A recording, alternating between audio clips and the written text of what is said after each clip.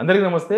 రాష్ట్రంలో రాజకీయ పరిణామాలు ముఖ్యంగా గవర్నమెంట్‌లో ఎమ్మెల్యేలు సెపరేట్‌గా గూడుపుటాన్ని మీటింగ్ పెట్టుకోవడము, వీళ్ళు సీఎల్‌పీ మీటింగ్ పెట్టడము, తర్వాత ఒక మంత్రి టార్గెట్‌గా ఇదంతా నడుస్తుందనడం. అసలు ఎవరు పెట్టించిన మీటింగు? ఎక్కడ నడిచిన మీటింగు?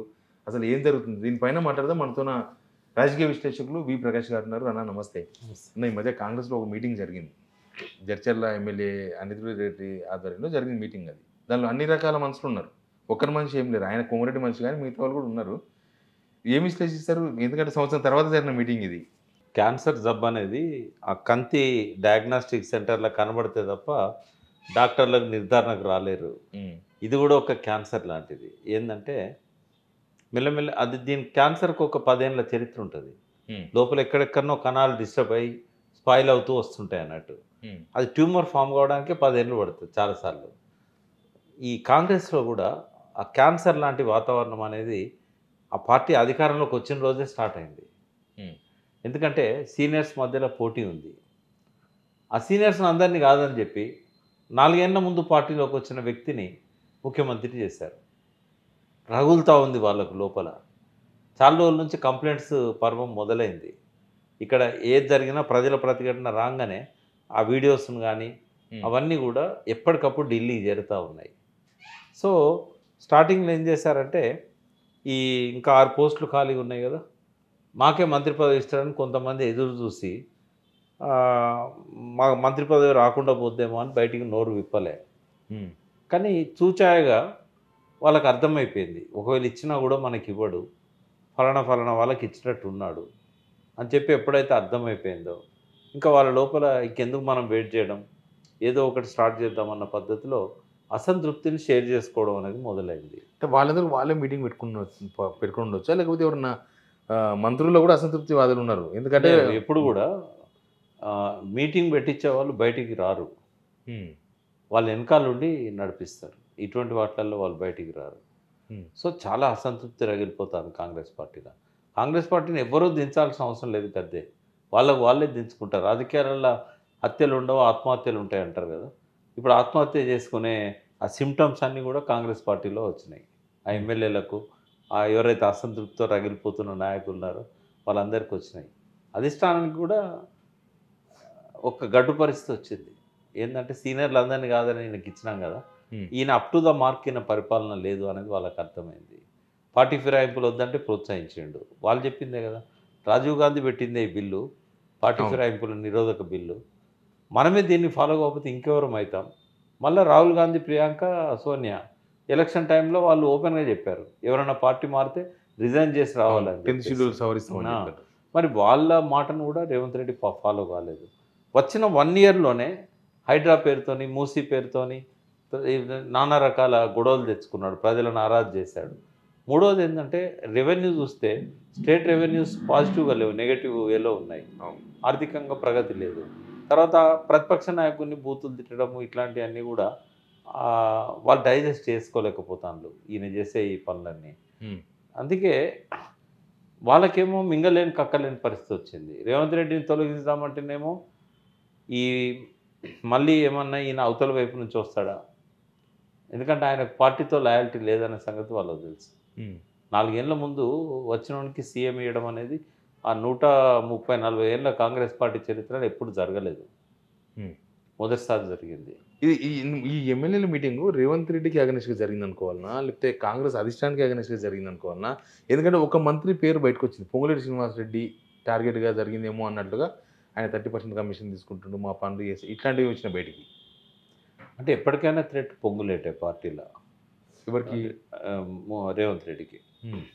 కాబట్టి ఇది పొంగులేటి టార్గెట్ జరిగిందంటే డెఫినిట్‌గా రేవంత్ రెడ్డి దాని వెనకాల ఉంటాడు. అని ఉండే అవకాశం ఉంటది. ఎందుకంటే ఏదన్నా చేస్తే ఆయనను ఐసోలేట్ చేయాలి.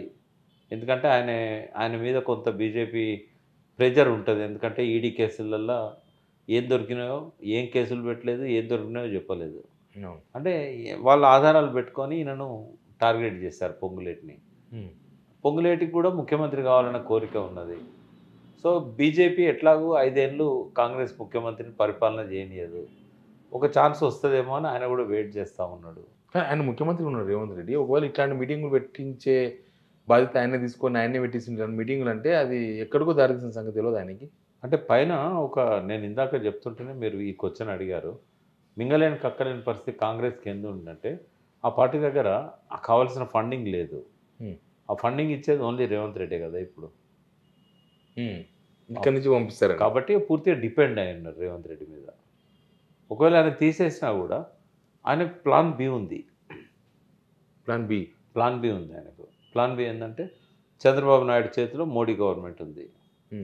కాబట్టి మోడీ సపోర్ట్‌తోని, చంద్రబాబు సపోర్ట్‌తోని ఈయనతోనొచ్చే ఎమ్మెల్యేలు ఈయనను ఒకవేళ తీసేస్తే, తర్వాత ఇతర పార్టీల ఎమ్మెల్యేలను కొనగలిగే వాళ్ళని కొనగలిగి, ఒప్పించే వాళ్ళని మెప్పించే వాళ్ళని మెప్పించి, మోడీ గారి సపోర్ట్‌తోని మళ్ళీ ఆయనే ముఖ్యమంత్రి అయ్యే అవకాశం కూడా ఉంది. ఇస్తారట స్కోప్ ఆయన్ని పోతే అట్లా. ఎందుకు ఇయ్యరు? ఇప్పుడు పైన చంద్రబాబు నాయుడుది నడుస్తున్నది. ఇవాళ దేశ రాజకీయాలను శాసించే స్థాయిలో మోడీ గారి మీద పెత్తనం చేయగలిగిన స్థాయిలో చంద్రబాబు, నితీష్ కుమార్ ఉన్నారు. కాబట్టి చిన్న చిన్న కోరికలను మోడీ కాదని ఎందుకంటాడు? ఆయన గవర్నమెంట్ ఎట్లా లేదు ఇక్కడ. ఒకవేళ బీజేపీ సపోర్ట్తోనే ముఖ్యమంత్రి అవుతా అని రేవంత్ రెడ్డి అనుకున్నప్పుడు ఆయన 8 మంది ఎమ్మెల్యేలను కూడా సపోర్ట్ చేయమని అడగవచ్చు కదా. వాళ్ళతో పాటుగా టీఆర్ఎస్ వాళ్ళని కూడా ఒప్పించవచ్చు కదా మోడీ ద్వారా. కేసీఆర్ సపోర్ట్ చేస్తానని నేను చెప్పా. రేవంత్ రెడ్డికి ఎట్టి పరిస్థితుల్లో కేసీఆర్ సపోర్ట్ రాదు. నరేంద్ర మోడీ చెప్తే కూడా ఆయన వినడు. కానీ ఎమ్మెల్యేల మీద ఒత్తిడి తేవచ్చు కదా. ఈడీ సిబిఐ లాంటి అస్త్రాలను వాడి అట్లాంటిది వచ్చినప్పుడు రేవంత్ రెడ్డి మంచి అప్పర్ హ్యాండ్లో ఉన్నాడు ఇప్పుడు. చంద్రబాబు మంచిగా ఉన్న రోజు ఆయనకి ఏం కాదు. కానీ అంత సీనియారిటీ ఉన్న కాంగ్రెస్ అధిష్టానం ఇట్లాంటి పరిణామాలను గుర్తించలేదా? నిస్సహాయ స్థితి, డిపెండబుల్. ఇంకా వాళ్ళకు రేవంత్ రెడ్డి డబ్బులు పంపిస్తాడు అవసరమైనప్పుడు. ఓ రాష్ట్రానికి ముఖ్యమంత్రిగా ఆయన పెట్టారు కాబట్టి మాకు రాష్ట్రం ఉంది, బలమైన నాయకుడు ఉన్నాడని చెప్పుకుంటారు.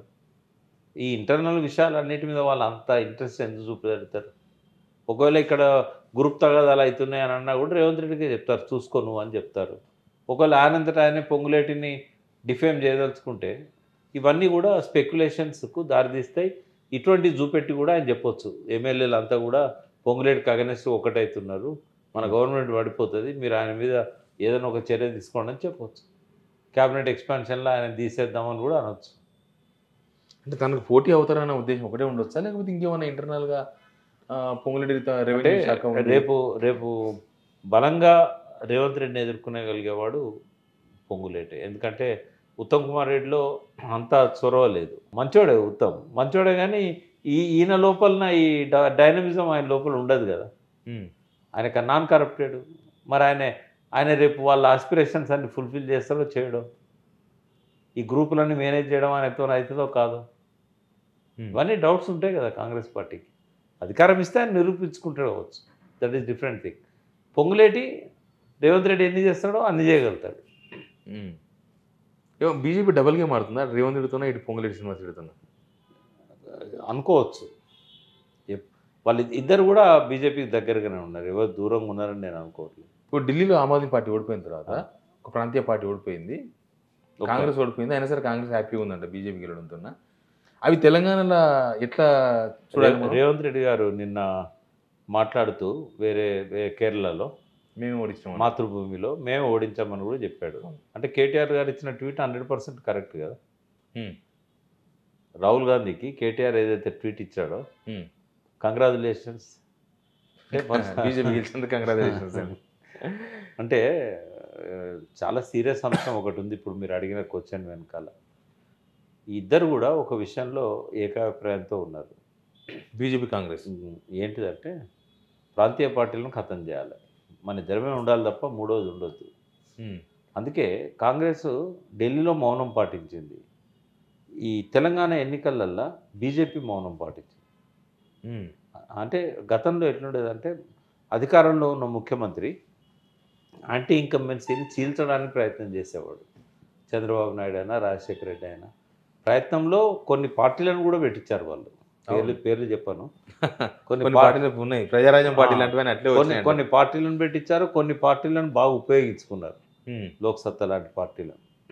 అంటే ప్రజలలో ఉండే వ్యతిరేకతను ఒక దిక్కు పోలరైజ్ కాకుండా వాళ్ళు చేశారు. ఏ రాష్ట్రం ఎన్నికలు వచ్చినా ఈ రెండు పార్టీలు ఒక అండర్స్టాండింగ్తో ఉంటాయి, బీజేపీ కాంగ్రెస్ ఉంటే మన ఇద్దరం ఉండాలి తప్ప మూడో ఓటు రావద్దు. కానీ హర్యానాలో బీజేపీ వర్సెస్ కాంగ్రెస్ కదా ఎలక్షన్. నేనేమంటున్నా అక్కడ ఆమ్ ఆద్మీ పార్టీ రోల్ ఏంది? జైల్లోకి వెళ్ళి రావడానికి కండిషన్ అది, కాంగ్రెస్తో కలవద్దు. కాంగ్రెస్ కూడా సీరియస్ ఎఫర్ట్ పెట్టుకోలే కలుపుకోవడానికి. ఒకవేళ నిజంగానే ఢిల్లీలో ఉన్న బీహార్లో హర్యానాలో ఆమ్ ఆద్మీ కాంగ్రెస్ కలిస్తే అధికారంలోకి రాకపోయేదా? ఢిల్లీలో కూడా మీరు అన్నట్టు ఒప్పందమే ఉండొచ్చు, కాంగ్రెస్ కలవద్దు లేకపోతే కాంగ్రెస్ కలుపుకోవద్దు.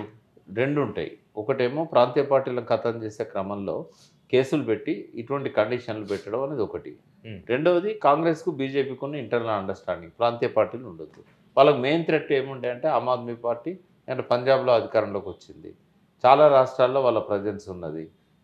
ఒకటి ఆమ్ ఆద్మీ పార్టీ, రెండవది ఈయన ఏంటంటే ఆల్ ఇండియా లెవెల్లో భారత్ రాష్ట్రం తను పెట్టాడు కాబట్టి మహారాష్ట్రలో చాలా డిస్టర్బ్ చేశాడు బీజేపీని. కాబట్టి ఈ ఇద్దరిని టార్గెట్ చేసి ఇది చేశారు. ఇక వీళ్ళు భవిష్యత్తులో అక్కడ నవీన్ పట్నాయక్ను ఖతం చేశారు అక్కడ ఒరిస్సాలో, జగన్ ఇక్కడ ఆంధ్రలో ఖతం చేశారు, ముగ్గురు ఒకటై. ఏది ఎట్లున్నా కూడా రాబోయే రోజుల్లో ఈ రెండు జాతీయ పార్టీలకు అగెనెస్ట్గా అన్ని పార్టీలు కలిస్తేనే ప్రాంతీయ పార్టీలు మనుగడలో ఉంటాయి తప్ప ఇట్లా ఎవరికి వాళ్ళం మేము విడిగా కొట్లాడతామంటే ఈ రెండు పార్టీల ముందు ఇవి నిలబడలేవు. కానీ కూటమి అనుకుంటేనే కదా ఇక్కడ దాకా వచ్చింది. ఏం కూటమి వీళ్ళది? బీజేపీకి కాంగ్రెస్ అగెనెస్ట్ కేసీఆర్ అంటే నిలబడలేకపోయినారు. అంటే కేసీఆర్ గారు ఏ కూటమిలో కలవలేదు, నవీన్ పట్నాయక్ గారు కూడా ఏ కూటమిలో కలవలేదు. కూటమిలో కలిసిన వాళ్ళు కొంత బెనిఫిట్ అయ్యిండు. ఇప్పుడు చంద్రబాబు నాయుడు కూటమిలో కలిశాడు కాబట్టి బెనిఫిట్ అయ్యిండు. ఈ జగన్ కూటమిలో కలవలేదు కాబట్టి జగన్ కూడా వాషౌట్ అయ్యిండు.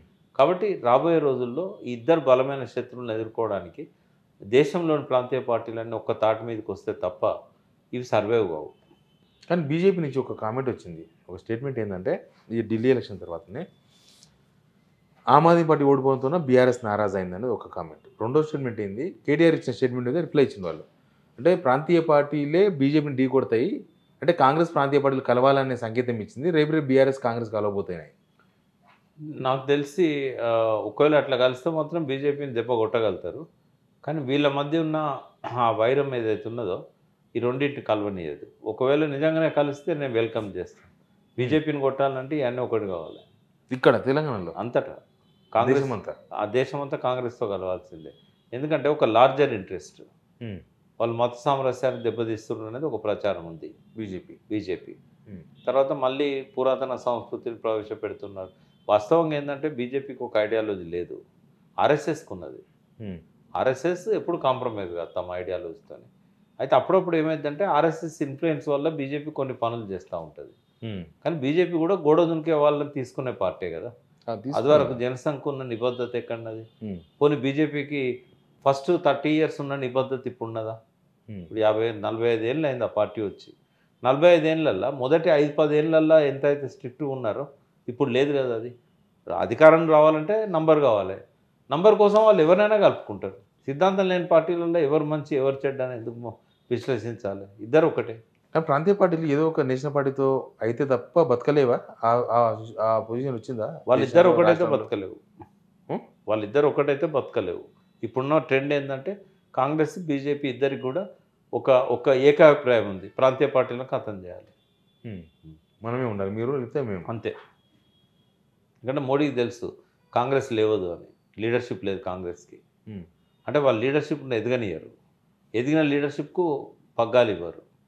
కాంగ్రెస్ ఈజీగా కొట్టేయచ్చు, బీఆర్ఎస్ను రిప్లేస్ చేస్తాం. ఇక్కడ కూడా ఆమ్ ఆద్మీ పార్టీ ఎట్లయిందో బీఆర్ఎస్ అట్లే అయిపోతుంది అనే స్టేట్మెంట్ కూడా వచ్చింది బీజేపీ నుంచి. అంత ఈజీ కాదు ఇక్కడ. ఎందుకంటే బీజేపీకి దక్షిణ భారతదేశంలో ఇక్కడ కానీ తమిళనాడులో కానీ కేరళలో కానీ అంత ఈజీగా హోల్డ్ దొరకదు. ఒకవేళ ఈటల రాజేందర్ లాంటి ఉన్నో లేకుంటే మున్నూరు కాపుల నుంచి అరవింద్నో ఇంకోరినో ముఖ్యమంత్రిగా చేస్తామని చెప్పి ప్రకటించి వాళ్ళకి అధ్యక్షుడిని ఇచ్చి బీసీలను అందరినీ కూడా కొంత వాళ్ళ దిక్కు తిప్పుకోగలిగితే కొంత ఇదివరకు ఇప్పుడున్న దానికంటే కొద్దిగా ఎడ్జ్ ఉంటుంది. అంతేగాని అధికారంలోకి వచ్చేంత బలం అయితే రాదు వాళ్ళకి. ఆ పార్టీ అంటేనే ఒక రకమైన అభిప్రాయం ప్రజల్లో ఉంటుంది. థ్యాంక్ యూ ప్రకాష్ అన్న, చాలా విషయాలు చెప్పిండ్రు. ఎనీవే రాజకీయాలు అయితే చాలా మలుపులు తీసుకునే అవకాశాలు కనిపిస్తున్నాయి. చూద్దాం ఏం జరుగుతుందో. Please subscribe signal TV.